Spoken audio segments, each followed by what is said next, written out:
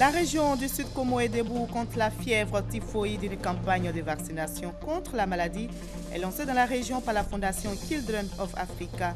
La présidente de la Fondation, Dominique Ouattara, a donné le top départ aujourd'hui à Grand Bassam.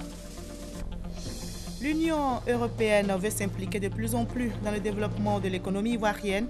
L'Europe est un partenaire privilégié, plus proche des entrepreneurs ivoiriens.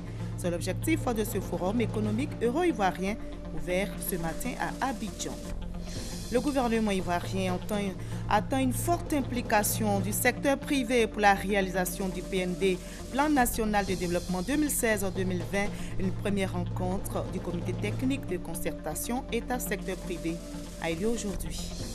Au Brésil, Dilma Rousseff promet de se battre jusqu'au bout. Écartée du pouvoir aujourd'hui par le Sénat, elle appelle ses partisans à se mobiliser contre ce qu'elle qualifie de coup d'État.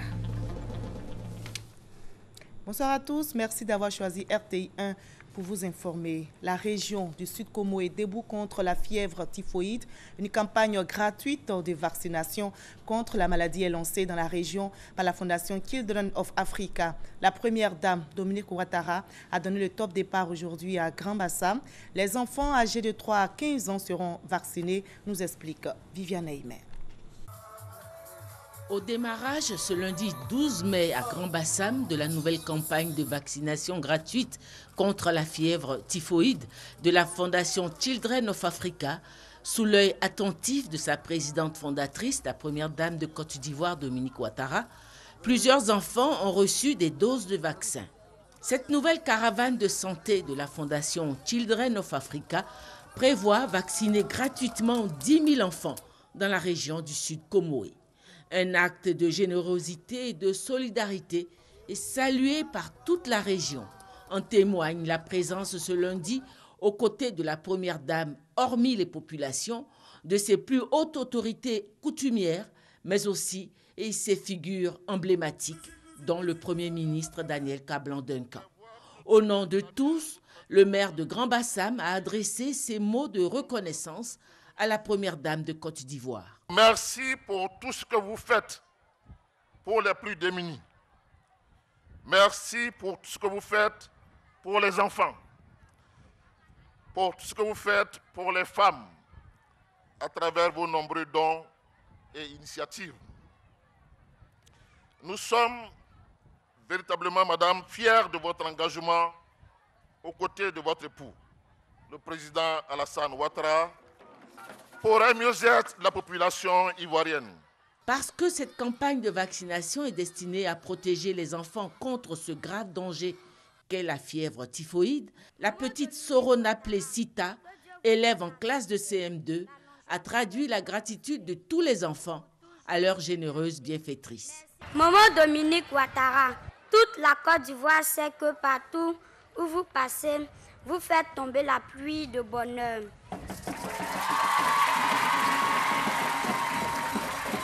Merci maman Dominique, notre maman au cœur d'or.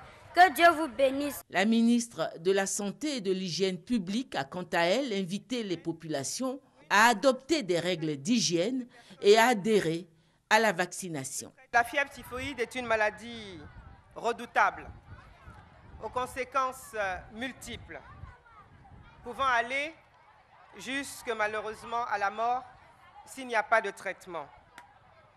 En Côte d'Ivoire, la maladie est fréquente et est souvent confondue, malheureusement, avec le paludisme, qui est une maladie endémique en Côte d'Ivoire, causant ainsi un retard de diagnostic, puisque l'on confond. On confond donc le paludisme et la fièvre typhoïde. Il s'agit donc d'utiliser de l'eau potable, de respecter les mesures d'hygiène, les règles d'hygiène, pour surtout également, monsieur le maire, pour tous les travailleurs dans le milieu de la restauration. C'est extrêmement important. Et pour les enfants, le lavage des mains à l'eau et au savon. Un vaccin antityphoïde bien toléré ne nécessite qu'une seule injection et protège pendant 3 ans. Voilà pourquoi, Madame la Première Dame, je suis heureuse pour le choix que vous avez porté sur cette activité qui sûrement va aider le ministère de la Santé et de l'Hygiène publique à réduire de façon considérable cette maladie en Côte d'Ivoire. Children of Africa a déjà organisé à différentes reprises des campagnes de vaccination contre la fièvre typhoïde et qui ont permis de vacciner plus de 70 000 enfants en Côte d'Ivoire. La première dame a expliqué les raisons du choix de Grand Bassam pour le lancement de cette nouvelle caravane de santé qui sillonnera, a-t-elle souligné, toutes les autres localités du Sud Comoé. Nous avons choisi la ville de Grand Bassam pour le lancement de cette nouvelle caravane de vaccination. Tout d'abord parce que Grand Bassam est très cher à mon cœur, mais aussi car nous souhaitons manifester toute notre affection et notre soutien aux populations de la ville à l'issue des malheureux événements qui s'y sont déroulés récemment. En initiant cette nouvelle caravane de vaccination, la Fondation Children of Africa a pour objectif de protéger nos enfants afin qu'ils grandissent en bonne santé.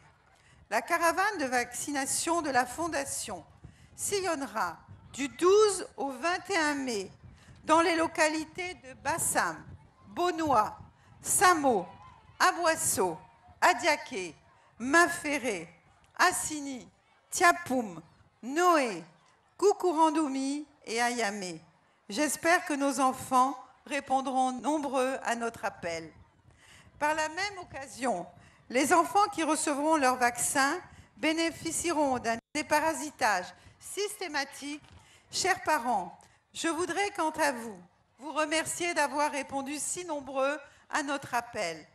Votre présence massive traduit votre volonté manifeste d'offrir à vos enfants le meilleur avenir possible. La première dame de Côte d'Ivoire avait comme à chacun de ses déplacements de nombreux dons pour les populations.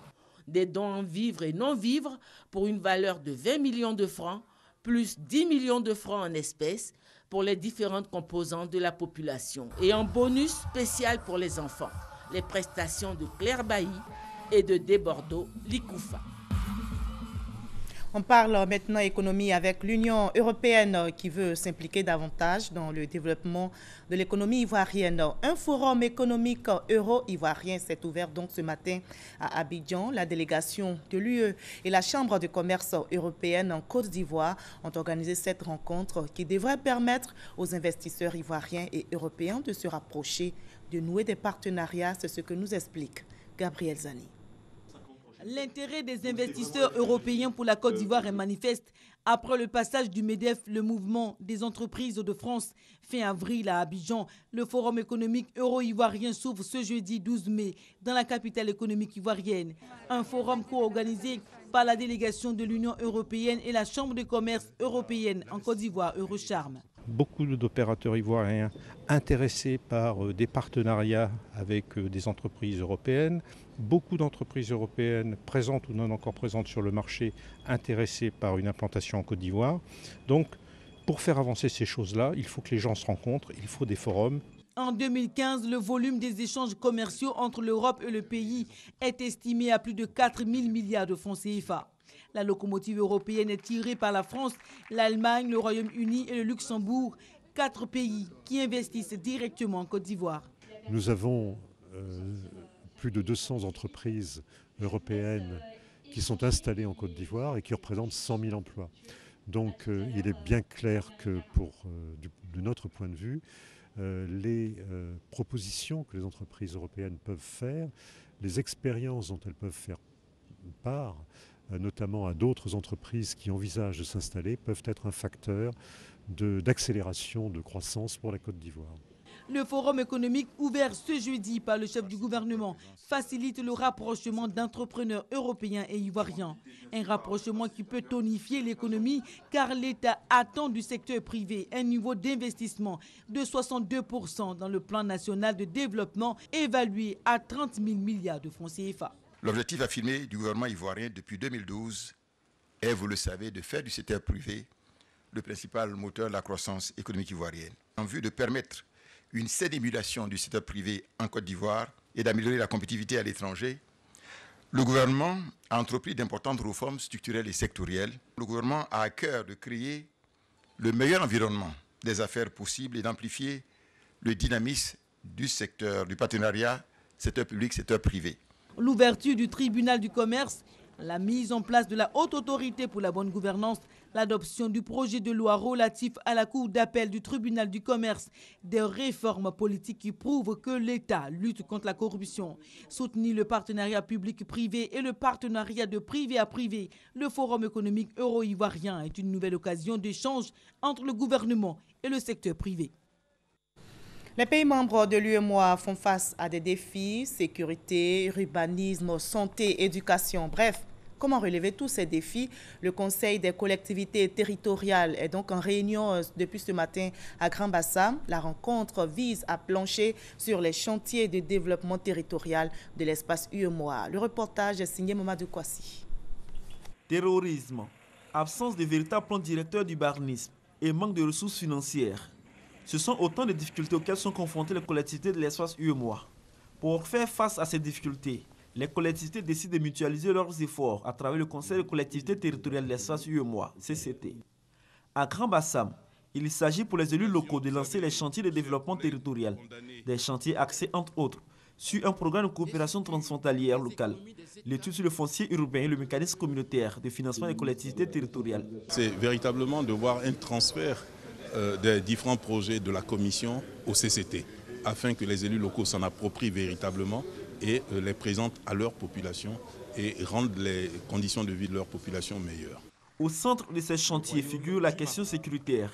C'est pourquoi le ministre d'État, ministre de l'Intérieur et de la Sécurité, Ahmed Bakayoko, appelle les élus locaux à la vigilance et à la fédération des efforts. La vigilance dans le cadre de la lutte contre le terrorisme en matière de sécurité est vraiment quelque chose que nous devons partager, nous devons décentraliser, parce que c'est un outil qui nous permettra de faire face à la pénétration des terroristes. Au cours de cette rencontre, plusieurs ministres en charge de la décentralisation et de l'aménagement du territoire de l'espace UEMOA ont effectué le déplacement pour partager leurs différentes expériences. Au Niger, on a 2 fonds qui sont alimentés fréquemment. Ça fait 3 ans que le fonds est alimenté, donc les collectivités sont vraiment dotées en termes de ressources financières. Pendant ces 3 jours de travaux, les élus locaux de l'espace UEMOA vont traiter plusieurs sujets pour consolider le processus de décentralisation, la gouvernance et la participation citoyenne des collectivités à l'atteinte des objectifs de développement durable. Je l'annonçais en début de journal, le gouvernement ivoirien attend une forte implication du secteur privé pour la réalisation du PND, Plan national de développement 2016-2020. Le comité technique de concertation État-secteur privé s'est réuni donc pour la première fois ce matin. Ce comité comprend des membres du gouvernement et des présidents des organisations patronales. Le reportage de Francis Boisfort. Le dialogue voulu par le président de la République Alassane Ouattara entre le public et le privé a permis la réalisation du plan national de développement PND 2012-2015 avec une forte implication du secteur privé. Pour atteindre les objectifs fixés dans le PND 2016-2020, le secteur privé est encore sollicité puisque considéré par le gouvernement comme le moteur de la transformation de l'économie ivoirienne. En effet, le montant des investissements du PND 2016-2020 est passé d'une enveloppe de 11 076 milliards à 30 000 milliards, avec l'augmentation du niveau d'investissement attendu du secteur privé qui a connu un accroissement de 6 496 milliards à 18 168 milliards, soit un triplement. À cela s'ajoute le but d'accroître la part de l'investissement privé d'une prévision de 10,7% du PIB en 2015 à 15% du PIB en 2020. D'où la nécessité de solidifier les bases du cadre de concertation. Cette première réunion du comité technique de concertation 2016 regroupe des membres du gouvernement et des organisations patronales. Il est question d'adopter le calendrier de travail 2016 dans les différents secteurs d'activité, de faire des observations sur la matrice des préoccupations du secteur privé. La destination Côte d'Ivoire vendue au Liban, le ministre ivoirien des Affaires étrangères, Albert Mabry Touakeus, au Forum des hommes d'affaires libanais à Beyrouth, a invité les opérateurs économiques libanais à investir dans notre pays. L'environnement des affaires en Côte d'Ivoire étant favorable. Explication avec Thomas Kessambi. La 3e édition du Lebanese Diaspora Energy aura visiblement tenu toutes ses promesses. Le forum qui vise à faire partager les expériences en matière de réussite dans les affaires et à créer un cadre d'opportunités en matière de création de richesses a mobilisé un grand nombre de participants, au nombre desquels une délégation ivoirienne conduite par le ministre ivoirien des Affaires étrangères, Albert Mabry Touakeus. En répondant à l'invitation des hommes d'affaires libanais résidant au Liban et hors du Liban, Albert Mabry Touakeus réaffirmait l'excellence des relations économiques et commerciales entre le Liban et la Côte d'Ivoire, mais surtout vantait les opportunités d'affaires à saisir en Côte d'Ivoire. Au cours du panel qui lui offrait la possibilité d'échanger avec ces hommes d'affaires libanais réunis en un lieu, le chef de la diplomatie ivoirienne ne dira pas autre chose que la volonté de son pays à réaliser une croissance inclusive avec des investissements de 30 000 milliards, dont 62% destinés au secteur privé. Et c'est avec beaucoup d'intérêt qu'il a été écouté.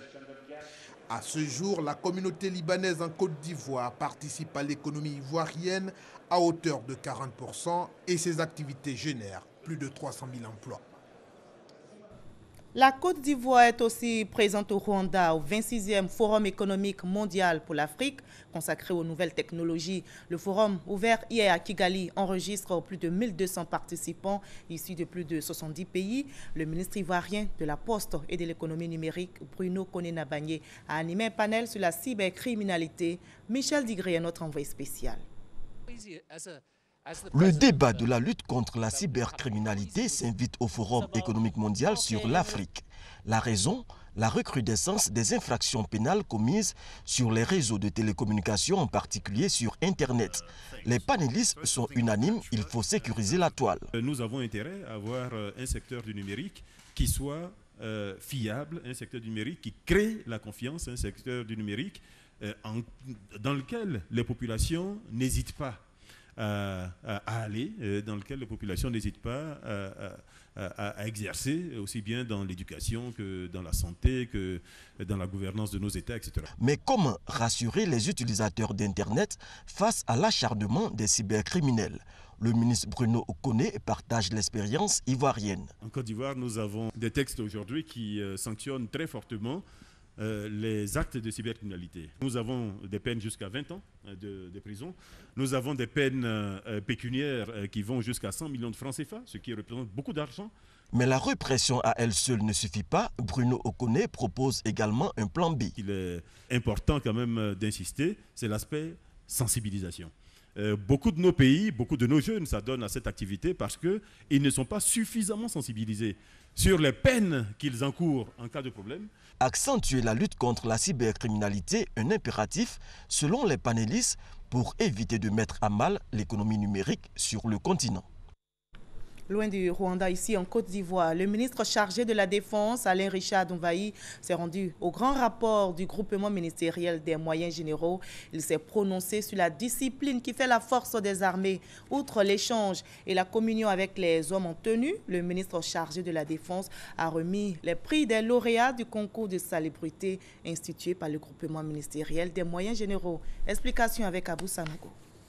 Les honneurs militaires ont fait place à l'intervention du colonel Lambert Boblé, commandant par intérim le groupement ministériel des moyens généraux, qui, au nom de l'ensemble de ses personnels, a exprimé sa gratitude au ministre chargé de la Défense, dont la présence à ce rassemblement, a-t-il indiqué, traduit la volonté d'être proche de ces hommes et de renforcer la cohésion au sein de l'institution militaire. À sa suite, le médecin-colonel Célazi Bampierre, médecin-chef et président du comité de salubrité du groupement ministériel des moyens généraux, a donné les résultats des 4 premiers mois de l'année 2016 du concours d'hygiène et de l'environnement et dont les lauréats ont reçu leur prix séance tenante. Saisissant l'occasion, Alain Richard Donvaï a félicité le commandement du groupement ministériel des moyens généraux pour l'initiative de ce concours au sein de la caserne. Le président de la République, Alassane Ouattara, a une grande vision pour la défense et la sécurité de notre pays, a poursuivi Alain Richard Donvaï à l'endroit des personnels du groupement ministériel des moyens généraux. Et comme cela ne peut aboutir qu'avec des hommes et des femmes respectueux de l'éthique militaire, il les a appelés à la discipline. Sans la discipline, il n'y a plus d'armée. Si chacun fait ce qu'il veut, se comporte comme il veut, alors c'est le désordre qui s'installe, c'est le chaos qui survient et il faut à tout prix éviter cela. Vous devez être des modèles aux yeux de la nation. Unité de soutien rattachée à l'état-major général des forces républicaines de Côte d'Ivoire, le groupement ministériel des moyens généraux abrite le cabinet ainsi que l'administration centrale du ministère de la Défense. Nous prenons maintenant la direction du district du Zanzan qui est en chantier depuis quelques années. Les villages ont été électrifiés. On note aussi la construction d'infrastructures routières, sanitaires et scolaires, des actions qui satisfont la chefferie traditionnelle de la région du Gontougo. Et bien pour accompagner toutes ces actions de développement, la chefferie a décidé de s'impliquer dans la cohésion sociale en réglant les conflits intercommunautaires. Explication avec Mamadou Kwasi. 2 délégations de chefs traditionnels à Amanvi, village natal du ministre Komenan Kwasi Adjoumani. La première, composée de chefs de canton et de villages du département de Bondoukou, et la deuxième, de la chefferie du département de Sandégué. Un même sujet abordé au cours de ces 2 rencontres. La paix sociale dans le district du Zanzan, perturbée récemment avec les graves affrontements intercommunautaires à Bouna. Ayant joué le rôle de médiateur aux premières heures de ce conflit, les chefs traditionnels sont venus lui traduire leur reconnaissance, surtout au président de la République, Alassane Ouattara, pour son implication personnelle dans le règlement de cette crise, mais aussi pour les chantiers de développement ouverts dans le Gontougo. Au nombre de ceux-ci, l'électrification de tous les villages de plus de 500 habitants. Le président de la République a promis l'université au même moment que l'électrification. L'électrification a commencé. Les chefs souhaiteraient que le chef de l'État fasse diligence pour que les travaux de l'université commencent pour le bonheur de nos enfants. Le ministre Komenan Kwasi Adjoumani s'est félicité de l'initiative de la chefferie traditionnelle du Gontougo, qui va contribuer à créer un climat social favorable à la réalisation des actions de développement dans cette région. L'université du Bondoukou qui tarde à venir, et nous leur avons fait savoir que ça fait partie des priorités du gouvernement. C'est une grande satisfaction de savoir que nos chefs sont préoccupés par les problèmes de réconciliation, de paix et surtout de développement. Cette visite des chefs traditionnels au ministre Komenan Kwasi Adjoumani sera suivie d'autres aux différents cadres du Gontougo en vue de consolider la cohésion sociale dans le district du Zanzan, ont-ils conclu. Et nous sommes le 12 mai aujourd'hui. Le monde rend hommage aux infirmières. Cette journée est célébrée depuis maintenant 51 ans. En Côte d'Ivoire, l'association des infirmiers et infirmières a marqué cette journée une célébration pour demander l'amélioration de leurs conditions de travail et le renforcement de la formation. Ami Sissoko. Ce jeudi 12 mai, le monde entier célèbre les infirmières, ces personnes qui donnent des soins. Cette journée pour les encourager dans leurs tâches. La Côte d'Ivoire, qui enregistre plus de 10 000 infirmiers et infirmières, n'est pas en reste. L'Association des infirmiers et infirmières en santé de travail, l'AIST, a vanté les mérites de ce métier au cours d'une conférence de presse. Les infirmiers et les infirmières constituent le plus grand nombre de professionnels de santé, assurant plus de 80% des services sanitaires. Ils contribuent à la réalisation du 3e objectif du développement durable, c'est-à-dire permettre à tous de vivre en bonne santé et promouvoir le bien-être à tout âge. La Journée mondiale des infirmières a été lancée depuis 1965 par le Conseil international des infirmières. Chaque année, c'est l'occasion pour les infirmières et infirmiers de plaider pour une amélioration de leurs conditions de travail et le renforcement de leurs capacités. L'AIST ne déroge pas à la règle. Le Conseil international des infirmières s'est battu pour que lors de la 69e Assemblée générale de l'OMS, on puisse inscrire au chapitre les doléances des infirmiers. C'est la prise en compte d'un décret de réorganisation de notre école, c'est-à-dire l'INFAS. La dernière requête, c'est bien évidemment le décret portant la création de l'ordre des infirmiers et infirmières de Côte d'Ivoire. Ces agents de santé sont au premier plan dans la majorité des services de santé. Selon les experts au développement, une bonne formation des infirmières et infirmiers pourrait être la clé de l'amélioration de la qualité des soins au profit des populations. La KIDP, c'est la Commission d'accès à l'information d'intérêt public et aux documents publics. La KIDP poursuit donc ses actions de vulgarisation des textes relatifs au droit d'accès à l'information d'intérêt public. Cette autorité administrative indépendante vient justement d'initier une rencontre avec le réseau des communicants de collectivités des collectivités territoriales de Côte d'Ivoire. C'est une réunion pour expliquer l'intérêt de cette loi, nous dit Konaté Moussa. Pour faciliter l'accès à l'information d'intérêt public, l'État de Côte d'Ivoire s'est doté d'une loi en décembre 2013 pour déterminer les conditions d'accès aux informations publiques. La Commission d'accès à l'information d'intérêt public et aux documents publics, KIDP, structure en charge de veiller à l'application de cette loi, organise des activités de vulgarisation des textes relatifs au droit d'accès à l'information d'intérêt public. Un séminaire est donc initié à l'intention des membres du RECOMSI, réseau des communicants des collectivités territoriales de Côte d'Ivoire.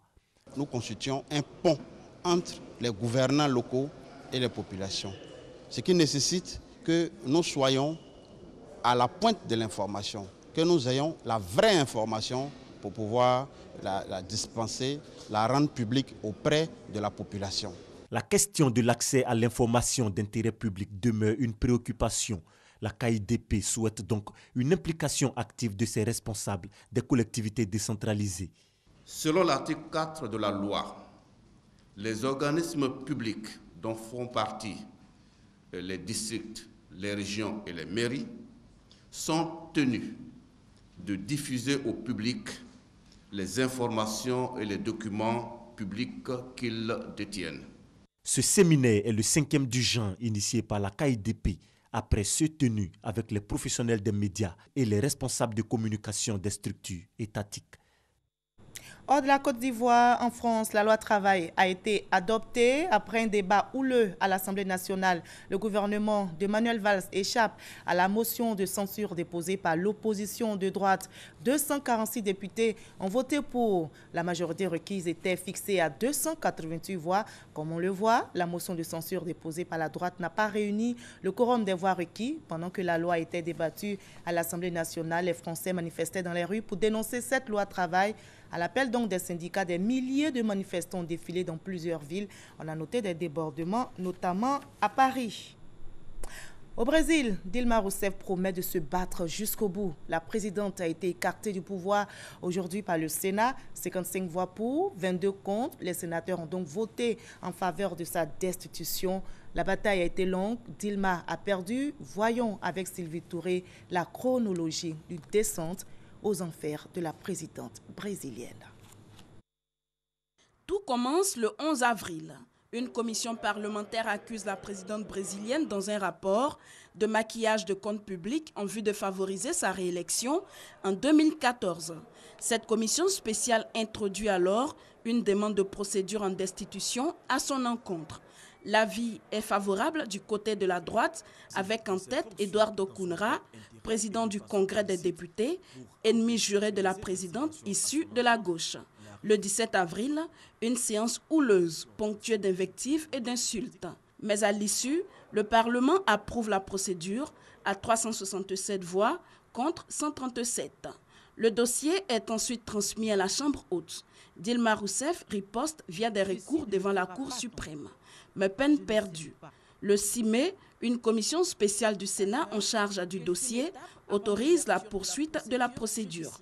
24 heures avant le vote du Sénat, coup de théâtre, Valdir Maranhão, président intérimaire du Congrès des députés, annule le vote du 17 avril avant de se rétracter dans la même journée. Le 11 mai, le Sénat ouvre le vote. Le verdict tombe le lendemain, 55 voix pour et 22 contre. Le Sénat approuve l'ouverture d'un procès en destitution. Dilma Rousseff est suspendue du pouvoir pour 6 mois. L'affaire connaîtra son épilogue avec le vote final des sénateurs. Si elle est reconnue coupable, elle sera frappée d'inéligibilité pour 8 ans. Dans le cas contraire, Dilma Rousseff devra récupérer son fauteuil occupé par Michel Temer, son vice-président. Voilà, Dilma Rousseff quitte le pouvoir, mais n'entend pas plier les chines. Elle promet de se battre jusqu'au bout. Dans un discours tenu aujourd'hui, elle a appelé ses partisans à se mobiliser contre ce qu'elle qualifie de coup d'État. Dilma Rousseff, écartée du pouvoir pour 6 mois au maximum, est remplacée par son vice-président, vous l'avez entendu, et ancien allié Michel Temer. Elle est accusée d'avoir manipulé les comptes publics pour faciliter sa réélection en 2014. Fin de ce 20h. Merci à vous tous de votre aimable attention. J'aurai du plaisir à vous retrouver demain à la même heure.